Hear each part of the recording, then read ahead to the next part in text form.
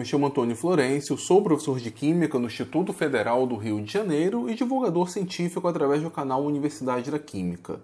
E como é possível nós mudarmos a cor da chama do fogo? Bom, antes de responder, a gente precisa entender de onde que vem a chama, né? O que é aquilo que nós chamamos de chama? Essencialmente, nós temos ali uma reação que nós chamamos de reação de combustão. Temos uma espécie que está queimando o combustível, reage com oxigênio e libera calor. Esse calor liberado acaba sendo absorvido por algumas moléculas que ficam ali em torno do ponto da reação. Nós podemos pensar, por exemplo, em gases como o O2, o CO2 que é produzido ou outros produtos que são produzidos ao longo da queima. Essas moléculas absorvem esse calor, ou parte desse calor, utilizam um pouco dele para aumentar a sua vibração e acabam liberando aquilo que sobra. Esse processo de absorver calor e liberar, e acabam liberando na faixa que nós chamamos de região do visível, então por isso que nós conseguimos identificar uma cor específica, nós chamamos de processo de absorção-emissão. Esse processo de absorção-emissão, ele vai depender muito ali do material que está sendo queimado, vai depender da temperatura da chama, vai depender se tem oxigênio suficiente ou não.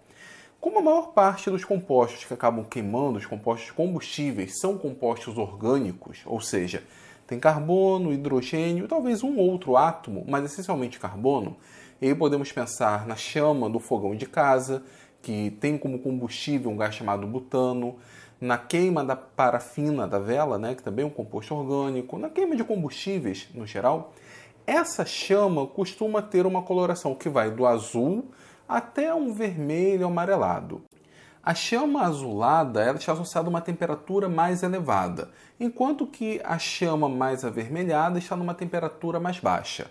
Então, por exemplo, se nós pegarmos ali uma vela, nós conseguimos perceber que existe uma região em que ela é azulada, próxima ali do pavio, e para a área mais externa, ela já é mais avermelhada. Como que a gente entende isso?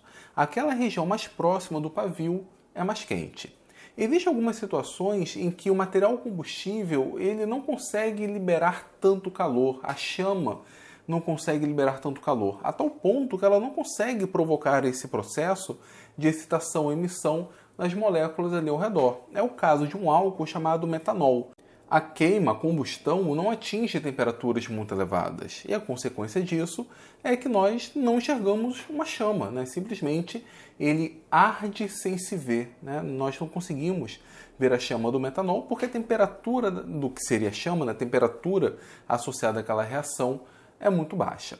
Mas como eu falei, essa coloração da chama depende também do material que está sendo queimado. No caso dos compostos orgânicos, dos combustíveis, nós teremos essa coloração que vai do azul, na região mais quente, até o vermelho, na região menos quente.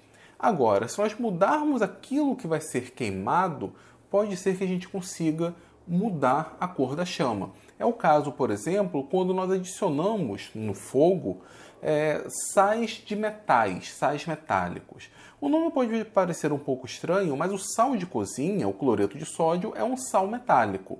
E aí, dependendo do cátion desse sal, nós poderemos ter colorações diferentes. O processo de absorção-emissão acaba possibilitando a emissão em cores diferentes na região do visível. E deixa eu mostrar para vocês um exemplo bem simples que a gente consegue ver na cozinha de casa. Então, pessoal, estamos aqui na cozinha da minha casa, esse daqui é o fogão. Vamos acender a chama aqui. Percebam que ela está um pouco avermelhada, está faltando um pouco de regulagem aqui no meu fogão, mas a maior parte dela é azul. E vamos colocar um pouco de sal, tá? Fazer um pouquinho de sujeira aqui. Veja o que acontece com a chama.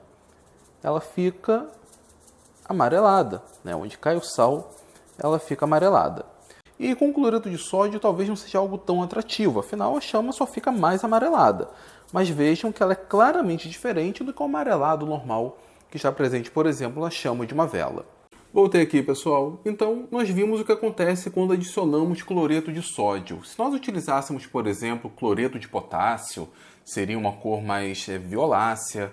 Cloreto de cálcio estronço seria avermelhado. Se fosse cloreto ou sulfato de cobre, seria esverdeado.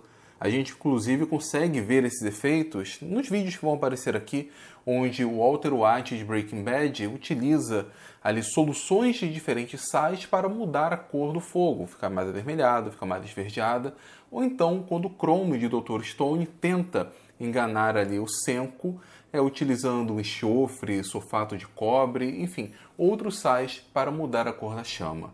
Essa também é a base da cor dos fogos de artifício. Os fogos de artifício são coloridos porque ali nós temos sais distintos que produzem aquela cor específica.